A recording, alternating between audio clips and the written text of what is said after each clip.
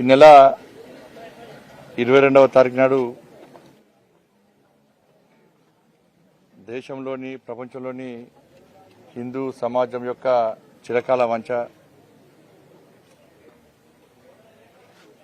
శ్రీరామచంద్రుడు జన్మించినటువంటి స్థలమైనటువంటి అయోధ్యలో రామాలయ ప్రాణప్రతిష్ఠ కార్యక్రమాన్ని వీక్షించడానికి, విజయవంతం చేయడానికి, దీన్ని చూసి తరించడానికి ప్రపంచవ్యాప్తంగా ఉన్నటువంటి హిందూ సమాజం ఎదురు చూస్తూ ఉన్నది. అనేక మంది దేశవ్యాప్తంగా ఉన్నటువంటి హిందూ సమాజం యొక్క సహకారం వలన, ఆర్థిక సహాయం అన్నిటి సహకారం వలన ప్రతి హిందూ యొక్క ఇన్వాల్వ్మెంట్ దీనిలో ఉంది. ప్రతి హిందూ యొక్క సహకారం వలన ఇలా దివ్యమైన, భవ్యమైన రామ మందిర నిర్మాణం ఈ నెల 22వ తారీఖు నాడు జరగబోతా ఉన్నది. ఈ సందర్భంగా దేశంలో ఉన్నటువంటి హిందూ సమాజం అంతా జాగృతమైంది. అనేక రకాల కార్యక్రమాలు గత నెల రోజుల నుంచి దేశవ్యాప్తంగా ఆ ట్రస్ట్ ఆధ్వర్యంలో నిర్వహిస్తా ఉన్నారు.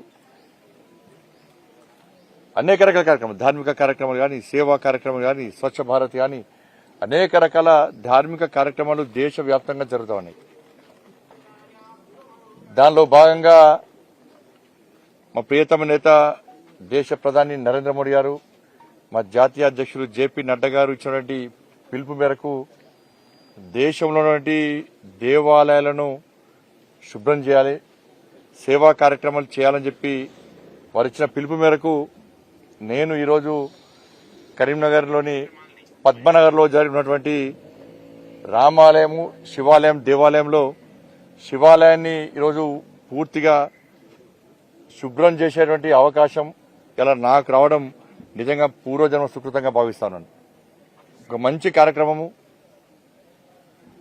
ఇట్లా దేశవ్యాప్తంగా కూడా భారతీయ జనతా పార్టీ కార్యకర్తలు, హిందువులంతా కూడా జాగృతమై ఇలా దేవాలయాలని శుభ్రం చేయడము, పూజలు చేయడము, ఇటువంటి కార్యక్రమం జరుగుతుంది. దాంట్లో భాగంగా కూడా అక్షింతల కార్యక్రమంగా పూర్తి ప్రజాస్పందన చూస్తుంటే ఆశ్చర్యం అనిపిస్తున్నది. ప్రతి ఒక్కరు కూడా వాళ్ళ అక్షింతల కార్యక్రమాన్ని పూర్తిస్థాయిలో విజయవంతం చేస్తూ ఉన్నారు. అక్షింతలు రాని వారు కూడా ఫోన్ చేసి మాకు అక్షింతలు రాలని చెప్పి విజ్ఞప్తి, సూచన, వాళ్ళ కోరిక మేరకు కూడా అక్షింతల కార్యక్రమం పూర్తి స్థాయిలో విజయవంతమవుతా ఉన్నది. ఇది రాజకీయాలకు అతీతంగా జరుగుతున్న కార్యక్రమం. అక్షింతల కార్యక్రమం భారతీయ జనతా పార్టీ కార్యక్రమము, లేదా ఇంకో పార్టీ కార్యక్రమం కాదు. ఇందులో కాంగ్రెస్ పార్టీ కానీ, బీఆర్ఎస్ పార్టీ కానీ, దేవుని నమ్మని కమ్యూనిస్టు పార్టీ వాళ్ళు కూడా వాళ్ళ కుటుంబ సభ్యుల కోరిక మేరకు కూడా ఈ అక్షింతల కార్యక్రమంలో పాల్గొంటున్నారు. పూర్తి స్థాయిలో విజయవంతమైంది.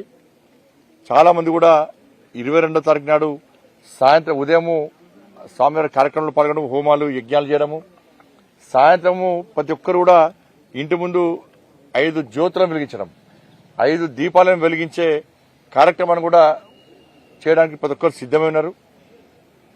కాబట్టి ఇటువంటి బృహత్తర కార్యక్రమంలో, ధార్మిక కార్యక్రమంలో పాల్గొనే అవకాశం, చూసే అవకాశం ఉండడం నిజంగా ఈ దేశంలోని హిందువుల యొక్క అదృష్టంగా భావిస్తాను మేము. కాబట్టి అందరం కూడా ఈ దివ్యమైన, భవ్యమైన రామ మందిర నిర్మాణంలో భాగస్వామి అవుతున్నందుకు, ఈ కార్యక్రమంలో పాల్గొంటున్నందుకు అందరూ కూడా హృదయపూర్వక ధన్యవాదాలు, అభినందనలు. ఇక విమర్శలు దాన్ని రాజకీయం తెలుసుకోలేదన్న అనేటి వాళ్ళకు ఉండాలి.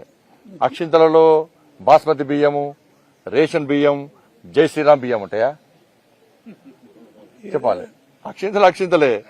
దాని పవిత్రత తెలియకుండా మాట్లాడితే దానికి ఏం సమాధానం చెప్పలేము. దానికి మంచి పద్ధతి కాదు.